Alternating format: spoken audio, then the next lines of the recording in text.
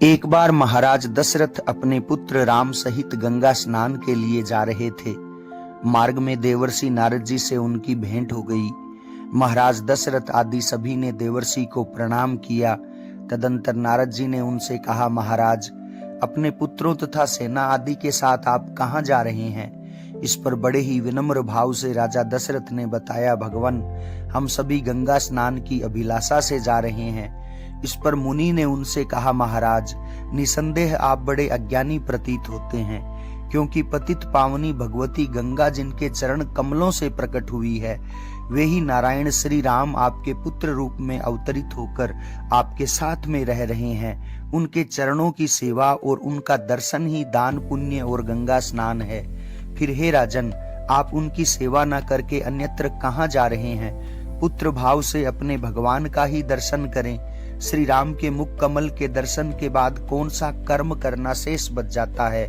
नारद जी के कहने पर महाराज दशरथ ने वापस घर लौटने का निश्चय किया, किंतु भगवान श्री राम ने गंगा जी की महिमा का प्रतिपादन करके गंगा स्नान के लिए पिताजी को सलाह दी।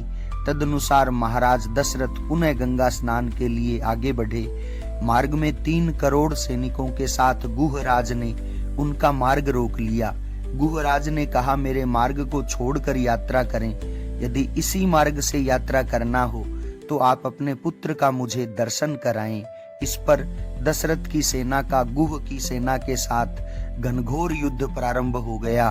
गुह बंदी बना लिए गए। कौतुकी भगवान श्री राम जो ही युद्ध देखने की इच्छा से गुहराज के सामने आए। गुह ने दंडवत प्रणाम कर हाथ जोड़कर प्रणाम किया। प्रभु के पूछने पर उसने बताया, प्रभु, मेरे पूर्व जन्म में मैं महर्षि वशिष्ठ का पुत्र वामदेव था। एक बार राजा दशरथ अंधक मुनि के पुत्र की हत्या का प्रायश्चित पूछने हमारे आश्रम में पिता वशिष्ठ के पास आए, पर उस समय मेरे पिताजी आश्रम में नहीं थे। तब महाराज दशरथ ने बड़े ही कातर स्वर में हत्या का प्रायश्चित बताने के लिए मुझसे प्रार्थना की। उस समय मैंने राम नाम के प्रताप को समझते हुए 3 बार राम राम राम इस प्रकार जपने से हत्या का प्रायश्चित हो जाएगा परामर्श राजा को बतलाया था। तब प्रसन्न होकर राजा वापस चले गए। पिताजी के आश्रम में आने पर मैंने सारी घटना उन्हें बतला दी। मैंने सोचा था कि आज पिताजी बड़े प्रसन्न होंगे, किंतु परिणाम बिल्कुल ही विपरीत हुआ। पिताजी क्रुद्ध होते हुए बोले, वत्स, तुमने यह क्या किया?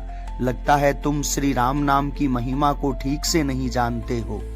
यदि जानते होते तो ऐसा नहीं कहते, क्योंकि राम इस नाम का केवल एक बार नाम लेने मात्र से कोई पातक ब्रह्म हत्यादि महापातकों से भी मुक्त हो जाता है।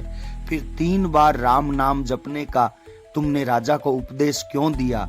जाओ, तुम नीच योनि में जन्म ग्रहण करोगे, और जब राजा दशरथ के घर में साक्षात नारायण श्री राम अवतीर्ण होगे, तब उनके दर्शन से तुम्हारी मुक्ति होगी।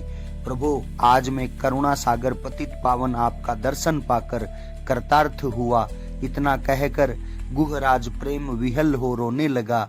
तब दया सागर श्री राम ने उसे बंधन मुक्त किया और अग्नि को साक्षी मानकर उससे मैत्री कर ली। भगवान के मात्र एक नाम का प्रताप कितना है, यह इस प्रसंग से ज्ञात होता है। जय श्री राम।